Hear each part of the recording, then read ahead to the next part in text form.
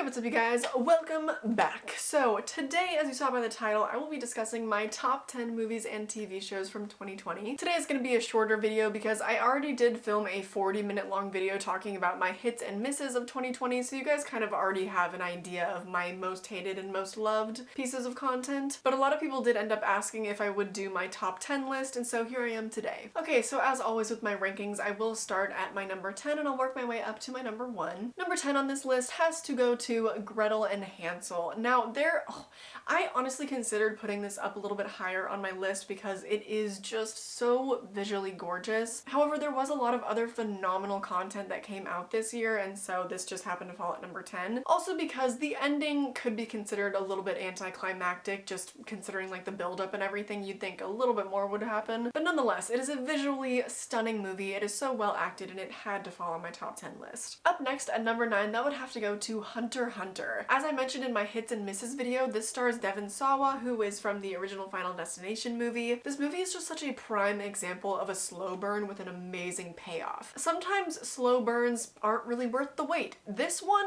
I don't think the wait has ever been more worth it in a slow burn before. I could sort of compare the tone a little bit to The Witch from 2015, just because most of it takes place in the forest. It feels a little bit detached from society in a way, but I think it's supposed to take place in present day. It never actually says when it takes place, but that ending is so graphic, so disturbing, like it messed me up for days. Just amazingly well written, a lot of really great twists. I highly recommend it. Up next at number 8, maybe a little surprising, is The Babysitter Killer Queen. By no means is this one of the most well-made movies of 2020, nor the best well-acted or anything like that. It's just, it contains so many guilty pleasure fun elements to it that I thought it was one of the best movies of the year by far. I just had so much fun with it, and it catered very specifically to my taste in dark comedies, so it's not gonna be for everybody, but it was one of my favorites. I also love the actress Phoebe something. She was a new character in this movie, and I thought she was a great new addition. I loved her and Cole together. Just a lovely movie overall. The one thing I will say is I wish Bella Thorne would just not be involved, but she does play like the dumb girl and she dies, so like who cares? But there's not much to say with that one just because it's just a lot of fun. It's by no means critically acclaimed or a great movie. It's just one of my favorites because it caters to my taste. Up next is the first TV show to make my top 10 list, and that is season 2 of The Mandalorian. I loved the first season, but somehow they managed to step up to season 2 by so much. Because I really liked the first season, but to me it did feel like it got somewhat just a little bit repetitive, and I didn't think that the landscapes were all that interesting, and I felt that they did a lot more interesting traveling. They brought in a lot more interesting characters to season 2, and the finale, I mean, my god, some people are mad about it for whatever reason. I thought it was incredible. I'll just finish off with that by saying that I love kind of the character arc that Grogu had. I love where we ended up with him. It was both a pretty nice sense of closure, a really emotionally impactful moment, but also kind of ambiguous enough to get us excited about the next thing and to kind of get us to wonder where this character is gonna go and if he's ever gonna show up again, which I'm sure he will. And falling above The Mandalorian at number 6 is The Queen's Gambit. I just thought Anya Taylor-Joy was so phenomenal in this. I loved her in a period piece. I thought that she just fit like that classic beauty kind of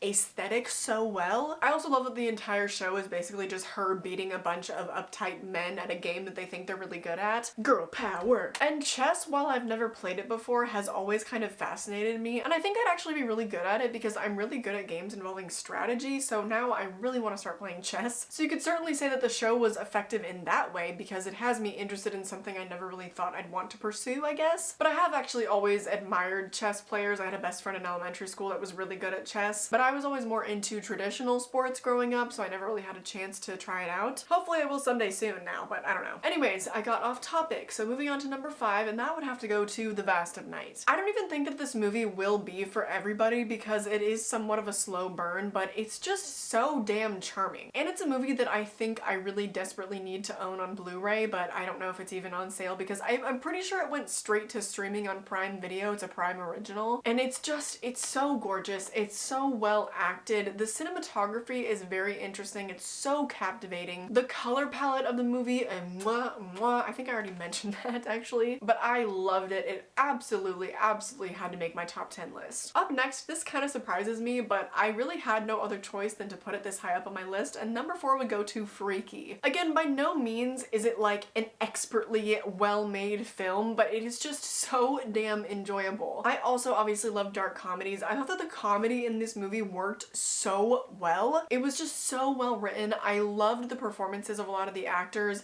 The two kind of sidekick friends were a little bit annoying, I will say. Their acting was not the best, but I think that the two leads that we had just, I mean, amazing, because I'm not always a fan of the movies that Vince Vaughn does. He doesn't always hit home for me. In this movie, he absolutely delivered. And Freaky, I just thought it was so much fun. Like, it's such a rewatchable movie, and I think it's from the same producers of Happy Death Day. And I know a lot of people don't like Happy Death Day, but that is one of my favorite movies, and I think that they knocked it out of the park with this one as well. Up next, number 3, which also arguably could have made my number 1, but didn't quite, and that would be Invisible Man. Like I mentioned in my hits and misses of 2020, I think that movie speaks for itself. I feel like everybody has seen that movie. Elizabeth Moss and what's his name?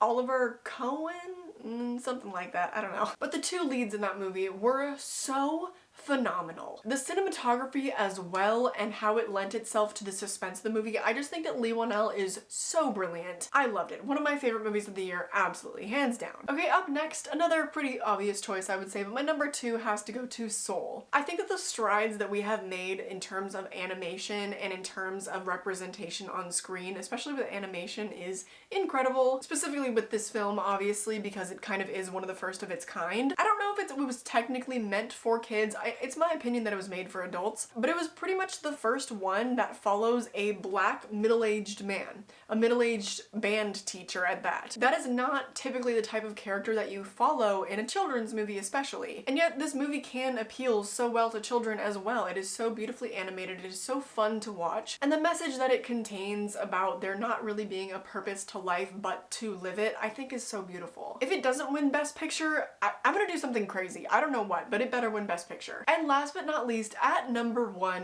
which is a bit of a surprise, but I don't even feel bad about it at all, number 1 has to go to Bridgerton. I don't feel like I've ever been so catered to as I have been with this show. I'm not even big on romance, but this show captivated me in a way that almost nothing else has. And you know why? I think it's because of the ethnic casting. I think because they reimagined the past to have black people being ultra wealthy and being part of high society as they always should have been, as well as the fact that the cinematography is shot in the style of the feminine gaze. We get to objectify men all over the place in this show, and I love it. Because we have decades of slasher movies just depicting naked women out the wazoo, just empty, vapid characters that mean nothing, they're just there to be naked. And horror isn't the only genre that's guilty of this. It's happened across every genre, and now finally, it's something for the ladies that is sexual. Our horniness is finally being recognized, and for that, this show takes number 1. Thank you, Bridgerton. Thank you, Regé-Jean Page, for being the Duke of Hastings, for being just